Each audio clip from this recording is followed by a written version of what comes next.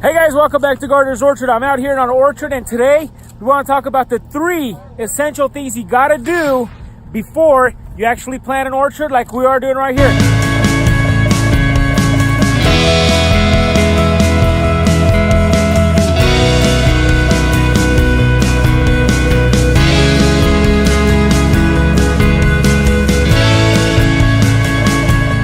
All right, so I'm out here with Farmer Dre in our orchard and the rest of the guys that were planting the orchard here. We're actually planting 900 new trees in what used to be 100 trees in the same area. So the number 1 most essential thing you got to do before you plant any orchard is what? Soil test. And we soil test quite often, about every year, to know exactly what's in the soil, to know exactly what the plants took up that year. And we pull out the old ones, we took a soil test, and now we know exactly how to amend the soil for these new trees. And on the we do our soil test to the MU extension, our local extension office here. It goes up to Columbia, Missouri. They do a soil test at the MU campus. They send us back with a bunch of recommendations of how to amend our soil. So whenever we get the soil test back, the first thing you do is either call your local experts, or if you know how to do your own calculations of how many pounds per acre to do or to apply. And then first of all is liming the soil, or you putting sulfur down to raise or lower the pH, and then amending with all the nutrients that the plants need for that year to have, you know, the most optimum potential plant. So the number 2 most important thing when establishing an orchard is knowing what type of orchard system you're going to put in. As you guys can tell, we've decided to go with the high density system, which we're going to need a trellis. We need the trellis, we need the wires, the post, the drip irrigation. And on the high density system, you're doing 3-foot spacing between each tree and 12-foot spacing between each row.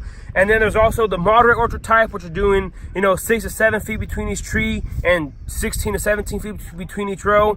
And then there's a conventional orchard type, which is 20 by 20. That's a standard. That's how people used to do back in the old days. So the second most important thing is knowing what type of orchard system you're going to plant. So what we have here is a Pink Lady apple tree grafted on a Geneva 41 rootstock. And the third most important thing to establishing an orchard is knowing what varieties you're going to grow and what rootstocks you're going to use. And with this high density system we are putting in, we decided to go with the Geneva series rootstocks. So we've got Geneva 41 and Geneva 11. The Geneva 41 and 11 rootstocks they're only going to be 25% of a regular standard apple tree. So that's why it's very important to know what style of orchard to plant. Then you got to figure out what rootstocks you're going to use. There's a lot of other more dwarfing rootstocks like the PP2, the Bud 9, the M9, and there's also a lot more other types of dwarfing rootstocks you're going to use for this system.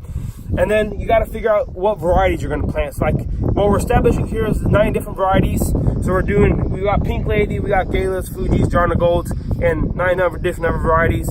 So that's the third most important thing of establishing an orchard. So another quick little tip, we call the bonus tip whenever you're planting trees, is to make sure there's no rocks, because rocks are a pain in the butt and nobody wants to work with them.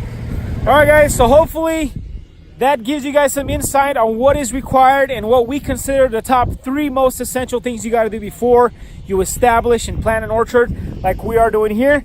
Stay tuned for more details on what we're doing here, how to get the trellis system set up, stuff like that. If you have any comments or questions, let us know below in the comments. Otherwise, thank you for watching. Have a nice day. Come back and see us.